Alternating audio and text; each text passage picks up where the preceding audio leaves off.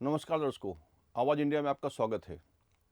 NCP नेता जितिन अवहाड ने महाराष्ट्र में ईवीएम के खिलाफ उठ रही आवाज़ पर बयान देते हुए कहा है कि जिस तरह के चुनाव नतीजे महाराष्ट्र विधानसभा में आए हैं, उसके बाद तो ईवीएम के खिलाफ आवाज़ उठना ही था।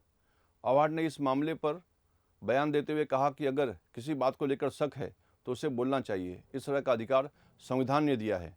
अवहाड ने अपने बयान में ये भी कहा कि बाबा साहब आम्बेडकर ने कहा है चुनाव पारदर्शक होना चाहिए। ये बात डॉक्टर बाबा साहब आम्बेडकर ने कहा है और इसी से गणतंत्र जिंदा रहने की बात अवहाड ने की। अवहाड ने अपने बयान में अमेरिका और इंग्लैंड का उदाहरण भी दिया कि इन देशों में लोकतंत्र की प्रक्रिया में गड़बड़ी के आधार पर ईवीएम मशीन को बैन किया है।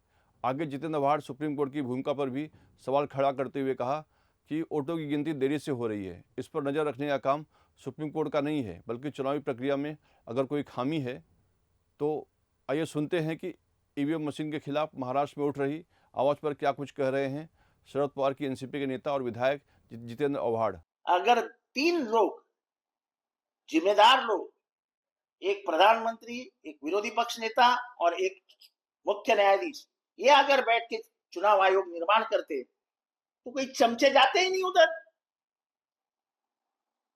अब तो सिर्फ चमचे बैठे हैं उधर जो हाँ में हाँ मिलाते हैं। स्वतंत्र विचार के ही आदमी उधर जाने चाहिए।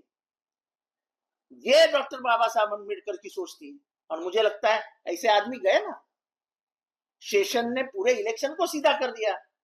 इस बार हमने देखा कोई सेशन विशन नहीं था इस चुनाव में। किधर भी पोस्टर्स लगते थे, किधर भी बैनर लगते थे, किधर भी कुछ भी होता था, कितना भी आवाज होता था, कोई रोकने वाला नहीं था। चुनाव आयोग का जो डर था वो खत्म हो गया। वन नेशन वन इलेक्शन अगर आप ला रहे हैं तो इसका मतलब ये संविधान को आप खत्म कर रहे हो और इस देश को आप डिक्टेटोरियल के रास्ते पे, डिक्टेटरशिप के रास्ते पे ले जा रहे हो। नहीं, अच्छी बात है, उनमें अगर परिवर्तन हुआ है तो परिवर्तन अच्छे के लिए हुआ है। क्या बुरा है, वो मिलने क्यों गए शरद पवार को? सिर्फ मैं ये नहीं भूल सकता हूं कि पिछले साल गए ही नहीं थे, फोन भी नहीं किया था। अब अगर उनके दिल में बदलाव आया है तो बहुत अच्छी बात है।